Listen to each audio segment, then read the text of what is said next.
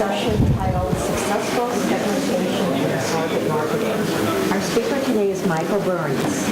Michael is a national speaker and president of Byrnes Consulting, LLC. Mike helps advisors become even more successful, and his work has been published over 350 times in over 30 media outlets throughout the industry. He has expertise in business planning, marketing strategy, business development, client service, and management effectiveness. Mike specializes in helping businesses grow by utilizing the right mix of PR, social media, websites, sales, events, advertising, direct mail, emails, marketing collateral, and research. He serves as a volunteer consultant for Empower Success Corps. Mike received his MBA from Boston College and BS from St. Michael's College. Learn more at byrnesconsulting.com. Let us welcome Michael. Thank you so much. Yay. Thank you. Appreciate it. Thanks. So I'm really excited to be here. I was born in Chicago, so I said this earlier. I did an MC thing in the technology area. Sorry to Cubs fans, and I guess happy for Colorado fans, but I know it was a tough loss, so hopefully I see a Cubs uniform there. Yeah, my heart goes out to you. But all right, let's start on a more cheery topic. I really love this topic. From a consulting side, we see a lot of different things. They're pretty common issues, and one of them is kind of advisors or financial planners that kind of don't have a great strategy of who they want to bring in as their next client. So I'm excited to talk about this. The FPA is asked to make it a workshop, so if you could have a piece of paper handy, or if you're one of those tech-savvy people and you got a cell phone, go for it. You see a lot of speakers say put away your phones. I'm completely opposite of that. I'm a multitasker myself, so have your tablet or your mobile device out. That's fine. If you are someone that's actually using Twitter or anything, there's the Twitter information. We didn't forget the G, or we didn't, it's not a typo, we just ran out of letters when we created it, but that's the Twitter information. And the one really cool thing that's exciting on here is we've created the Coach's Corner. Buffy in the back, you got to wave your hand. She does so much work with the FPA. If you don't know about it, there's 6 different organizations and speakers, and I think they're speaking throughout the conference. We're one of them. We have business growth strategies, so there's a lot of great resources, videos, and other content out there. And actually, we got the tripod in the back. We'll try to make a little video out of this that we'll upload after the conference. All right, so let's dive in. This is kind of the hard mindset issue, is that I get that you're good around asset allocation. And if you think about all those different pies, it's all those different target markets or potential types of clients that you could have. So if you pull that one out, you might say, well, how is that possibly going to be equal that pie? And that's the hard part. I'm not going to be here I only had a half an hour, so I'm not going to sell you on why this is actually a reality. Like that one little pie, if you really double down in that area and focus in on it, it can be much more successful than all those little pieces of the pie. So you just kind of have to believe me on that. But everything from client service, operational efficiency, definitely we'll talk about marketing and sales and why you can increase there. Just quick show of hands. Does anyone have a really defined target market? All right, cool. Those are going to be our lifelines, or maybe examples later on today, because we're going to do a little bit of a workshop kind of on the fly. And I want you to start to think about who you would focus in on. We do this, and it's if our clients are trying to figure this out, we go through kind of an extensive process to do this, but we're going to do it really quickly. But before I do that, I kind of love, I was trying to figure out what the best quote was to start off the prepresentation, and I don't know what magazine my wife gets, like Us Magazine or something. They have Who Wore It Better, like this is whose quote was better. Ben Stein said, the first step to getting the things that you want out of life is to decide what you want. It's pretty simple, but it's so true. And same thing, Mae West said, knowing what you want is the first step towards getting it. So all those people that didn't raise their hand, this little part that we're going to do in the beginning, we're going to do it really quickly, is important to figure out what's that next client that you want, because if you know who that person is, you're much more likely to get them. I don't want to spend too much time on it, but really quickly, we just do kind of 3 exercises. We have them brain dump every type of target market out there. We don't have time to do that, but I want you to kind of go through these processes. I want you to think of your favorite client.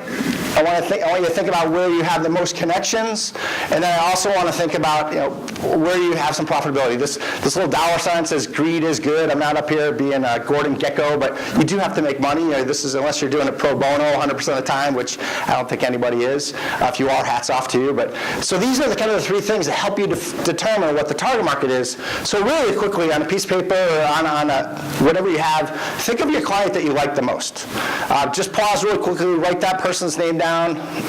We're mostly focusing in on private clients, so families and individuals. It could be institutions. Some of this stuff works for retirement plans and that too. But think about who do you like the most. Write that down.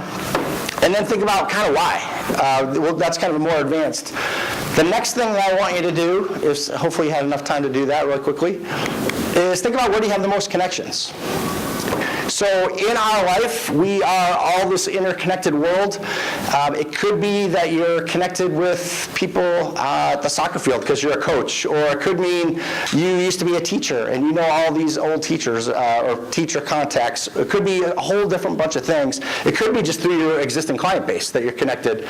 So think about where do you have the most connections.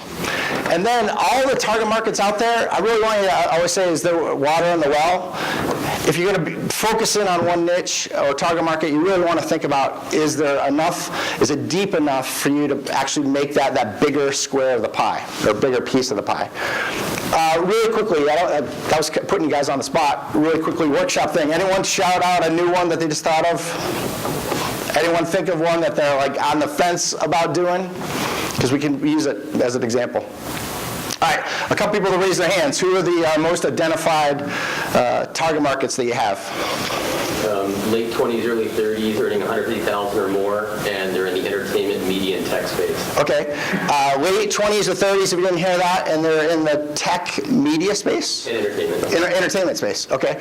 Tech and entertainment, how does that, describe what that means? So entertainment, typically post-production, behind the camera, some people, small directing, writers. Okay. I'm in Los Angeles. So. Creating movies or videos, they're tech people creating productions of? Tech's more like tech people in technology, Silicon Beach. It's two different industries. Okay. Well, we'll go down that path a little bit more. Think of that target market that you have, because we're going to do a couple exercises with that. But that's really important to start to crystallize that, and we're going to double down on that group again and figure out how to do it. So the big piece is start to research that group. So thank you for volunteering.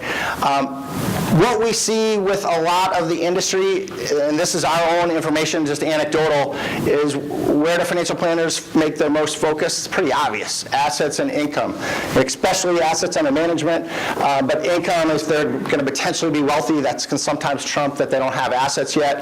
And then the secondary list is geographic. That's probably the next biggest wave, like are they close to your office? That doesn't have to be the case anymore with the technology advancements and such. Age is a big one. Are they pre-retirees, they're retirees, and they have these, our clients probably work with them, have these huge, big, broad groups, and they're not very defined, so it's much harder to focus in and be really effective. Profession or industry, some are in there. Sex, whether it's male or female, we see that. Marital status, this is way down the list, but we definitely have clients that will just say, we want to work with divorcees, or we want to work with widows, and so on.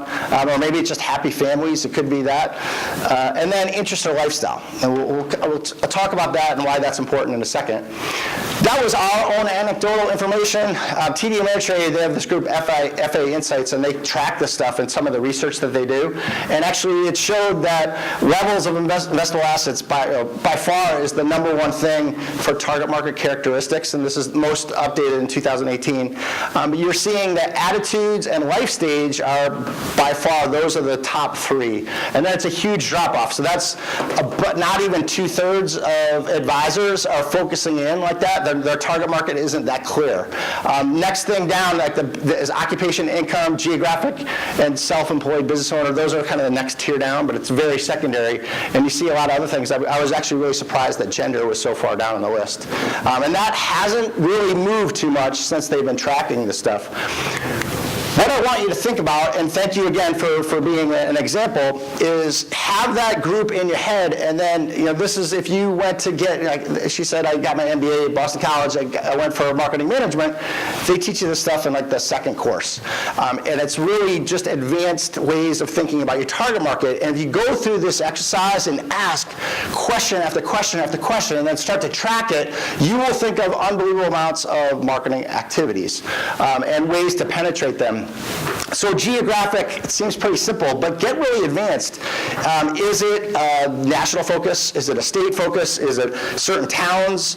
Is it actually parts of towns? Like we've done work with people that said, their whole client base, the wealthiest ones, and that's who they wanted, were right along the water. So we actually were able to do a whole branding strategy and sales and marketing activity to find those people around the water. I'm not saying that has to be your client base, but start to think about geographic. How does that work, and how can you make that, identify that for your base? The next thing is demographic. The obvious things, income and their assets. We talked about whether they're male or female, wealth.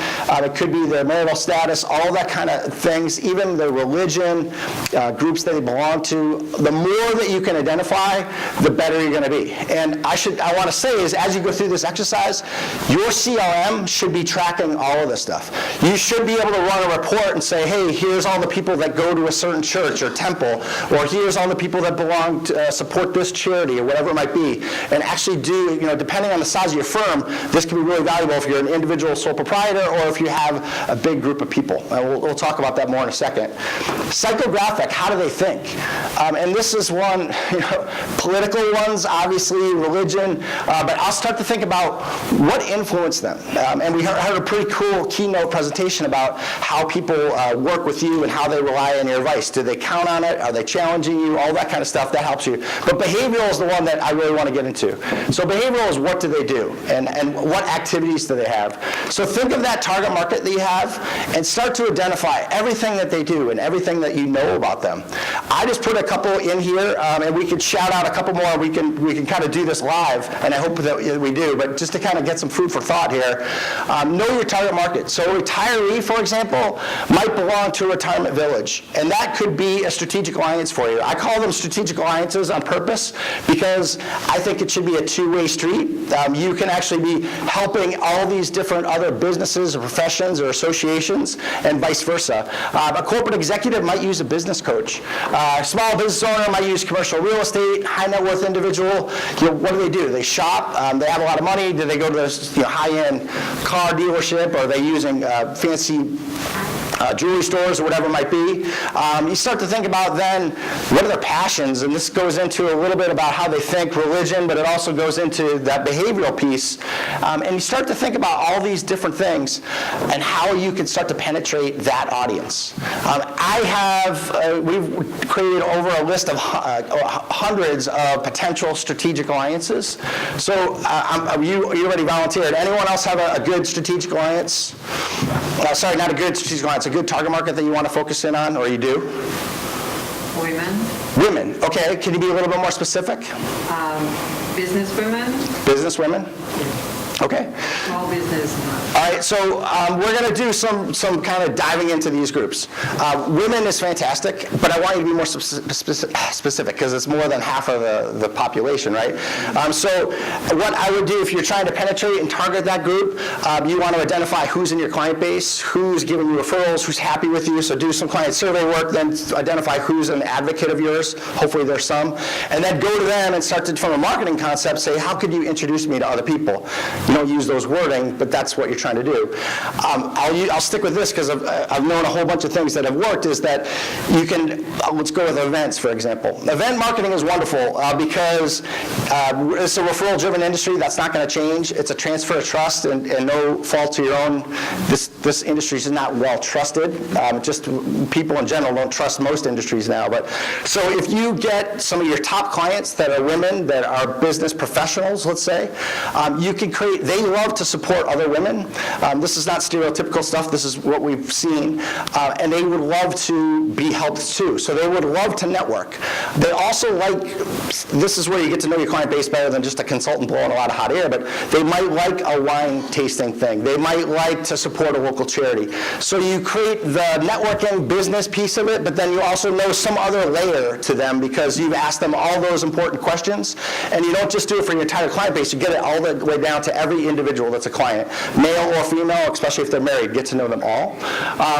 You said women. Another real good one I love is widows, and I could go off on a whole tangent of why people should focus in on widows. A lot of articles are about how the transfer of wealth is happening to the next generation, and it's a huge potential. But honestly, widows, you see some really scary statistics. I don't want to believe them, but like sometimes 85% of widows switch their financial advisor when unfortunately, us men, we die earlier. So probably women smiling out there, but so we die earlier. A lot of times the older generations married younger, and most of those older relationships, studies will show that the male dominated the decision. So that's part of the reason the next generation comes in to support the mom, and they leave. There's a whole bunch of reasons. And the advisor, hopefully you guys aren't having this issue, but sometimes the advisor only just talks to the decision maker. The other person doesn't show up to the meetings. There's a lot of different things you could do from a retention standpoint. But let's go to widows now. So how would you find widows? Know your client base better than anyone else. So they go through different stages. Thank you for sharing that for women. So a widow has sick spouse, then they lose the significant other, so they go from a doctor to hospice care, then they die, there's a religious leader potentially, there's a funeral home, possibly a cemetery, then the person has the traditional accountant and attorney. That's what a lot of advisors aren't very creative in thinking of these alliances. Then the next thing might be they want to downsize their house, so the banker's involved, real estate agents involved, maybe they move to that retirement village, maybe they have a grief counselor, someone that they work with. One time I gave this presentation, I hadn't even thought of it. Someone shouted out, what about a handyman? Like, that's really cool. You start to think about the needs that they have. If you start to know that target market better than anyone else, you will start to identify strategic alliances. Now, strategic alliances can work for a lot of different ways. It's a whole another hour-long presentation. But you can start to create these win-win opportunities, whether it's event marketing, co-branded marketing pieces, whether you're getting press, and so on. So I want you to think of your target market and think of every single association, profession, et cetera, that is supporting that area. And that will make you that much more successful. So just to follow through on a couple of these, let's just say golf. If you found out that a bunch of your clients like to play golf, it's just kind of a random thing that popped up, where do they play? Is it a country club?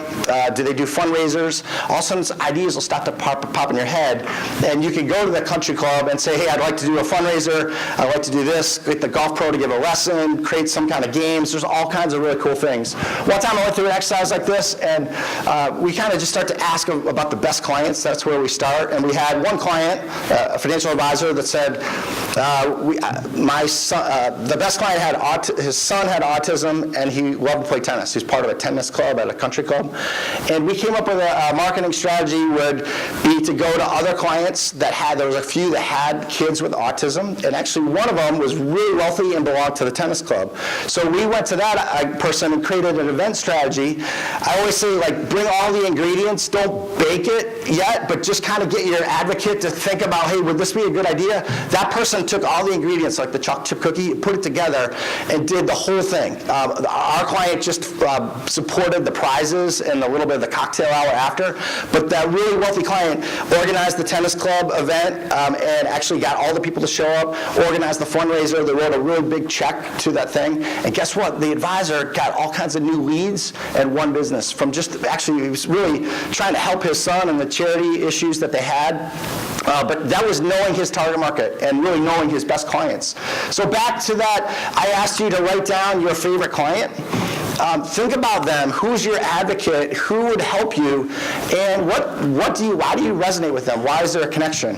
And then start to think about, are they your real target market and are they profitable? But then come up with either an event marketing strategy or a bigger marketing strategy to support that. I'll pause really quickly. Does anyone have a unique target market that they kind of want to have me think out loud? Yeah, go ahead.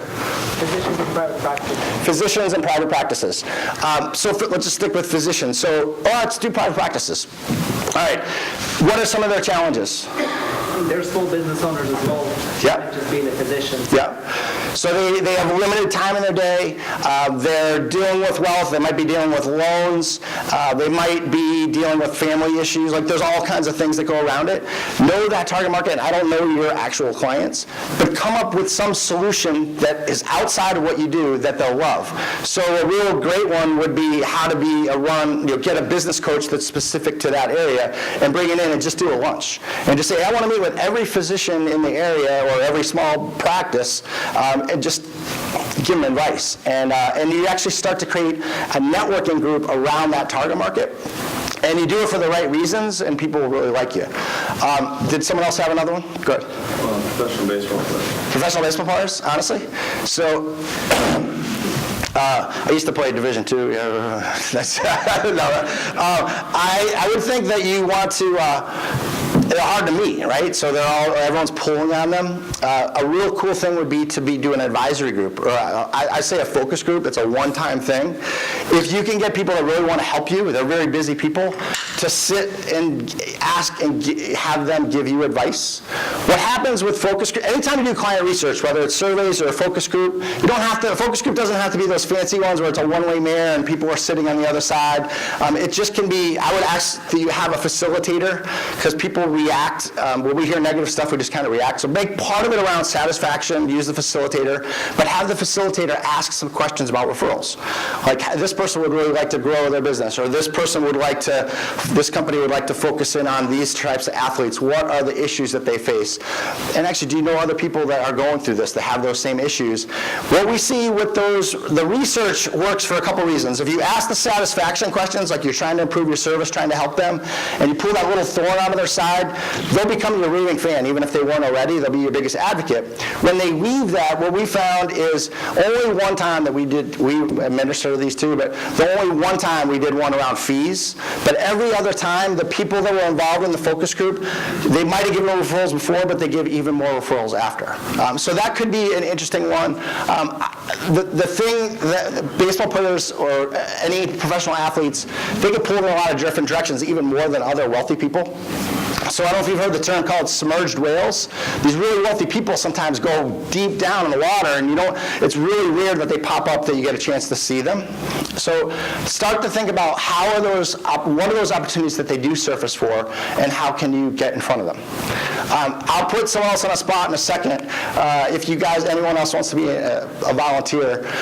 The general advice is, I'm sorry, it's kind of morbid in today's day and age to talk about this, but you don't want to have the shotgun approach, you want to have the sniper approach. You want to be much, much, much more refined with your strategy. It's going to make you, you might actually spend more on one target market, but it'll be much more effective, and you'll see the positive ROI, and you'll keep moving with it.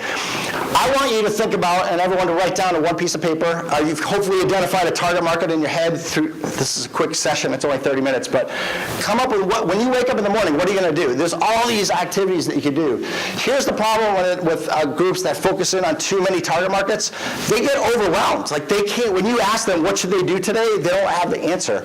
If you have a very defined target market, you should have a really good idea how to find them, how to win them over, how to market to them, etc. Come up with that activity. It seems pretty basic, but if we put our clients, we hold their feet to the fire, especially before we start to work with them, you would be amazed that they're not spending the time in the right places. So it's that simple. Go back and actually do a written business plan. Here's our growth goal, and actually break it down all the way down to the advisor, the planner, and they want to get 10 clients that are these types of clients, the widows or the physicians or the tech-savvy production person. I'm not getting it right. Whatever it is. And then how do you actually create the business plan and the marketing plan that supports that? How do you get 10 of them? And what's the spend and what's the ROI? And how do you get there? To talk about online marketing, anyone else have a real good established target market? No one's brave enough. What I would question is, if you think you do, go evaluate your website through that lens, through wear their shoes, and think about how do you create the sales funnel. So brand awareness and impressions is how you, I can't get into a whole digital marketing presentation, but what are you doing out there that creates the buzz that these strangers that don't know you become aware of you? Then the next thing is, how do you have these call to actions that they actually will take the action to follow through? Evaluate your website. If you have a website and you have a target market and there isn't a freemium, sorry, it's a marketing lingo, but it's a giveaway. If there isn't a giveaway that speaks to that target market, you might have great prospects that come to your website, but they bounce off. You never even know that they were a prospect. What's that giveaway? So widows might be, what's the 5 things that you need to know before you lose your significant other or after? It doesn't have to be an ebook or a hardcover book. It can just be a 2-sided flyer. In this day and age, when I do not want another email, and none of you probably do, our emails we can't keep up, what would I actually go to a website and say, yeah, here's my email because I have to have that information? I would guess that probably about 90% of the room fails miserably, that your website is not set up to capture your target market's information or tease them into trading it. The next thing, what do you do with the leads? What's the process that they really feel like I feel like that planner or advisor knows me before I even have worked with them, because you're talking to that target market. So the baseball players come up with the 5 or 6 things that are really unique to them.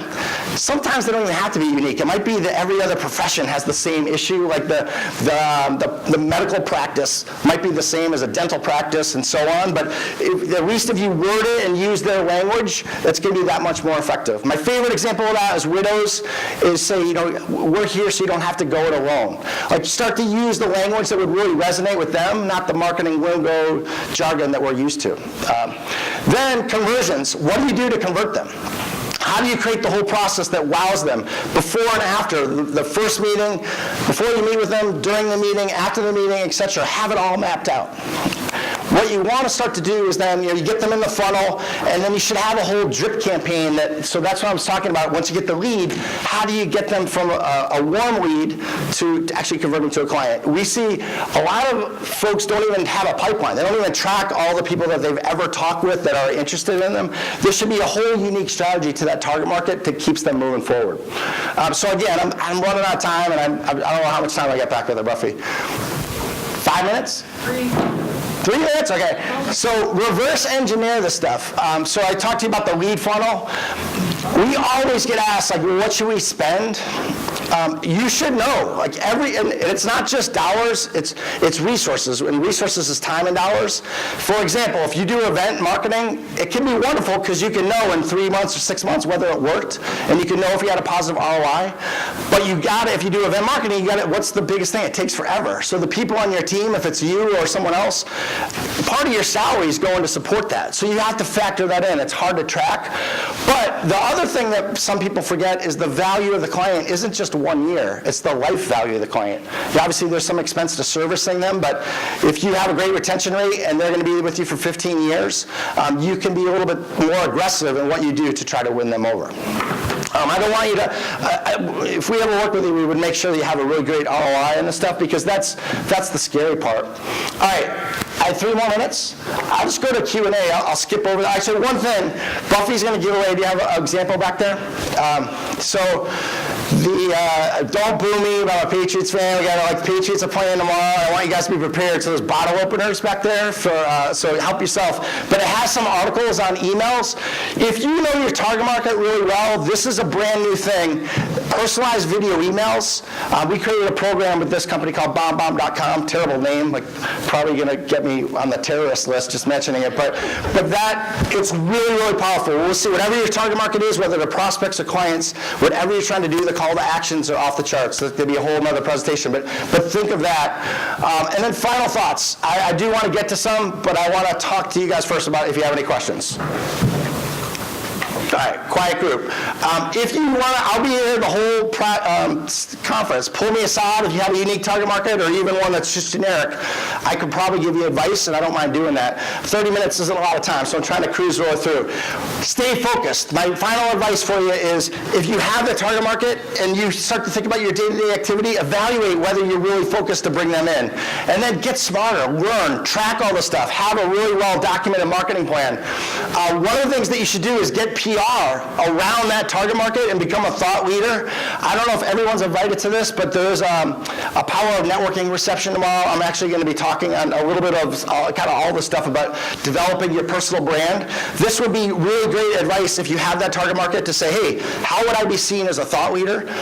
Getting it published, what would you do? Whether it's traditional media or creative media. You know, that widow example, getting published just at the funeral home's website could be all you need to get a lot of different leads, and it could be helpful. And I can give you hundreds and thousands of examples. So that's me, Mike Byrnes. If I can help you at all, please let me know. And Buffy, thanks for creating the Coach's Corner. You can find us on the FPA website too. Thank you.